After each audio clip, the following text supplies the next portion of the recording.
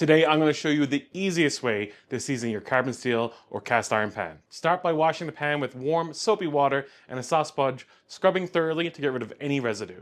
You might need to use a little green scrubby to get it all off. Then rinse well to remove all traces of soap, as the soap can interfere with the seasoning. After washing, dry the pan immediately with a clean towel. Alright, so once your pan is clean and dry, it's time to apply a very thin layer of oil.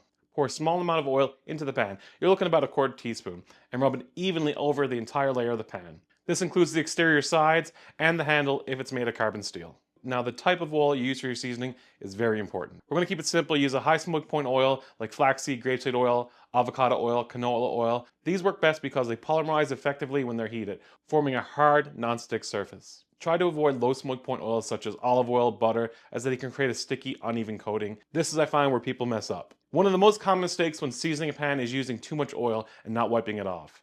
And that's what gives you a sticky, blotchy coating when you do your seasoning. So to avoid that, make sure you've removed enough oil. If you think you've removed enough, give it another wipe, as you probably still have too much oil.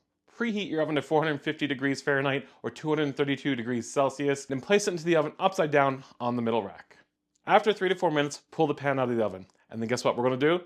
Give it another wipe down. This is going to make sure there's no excess oil on that pan while it does its bake.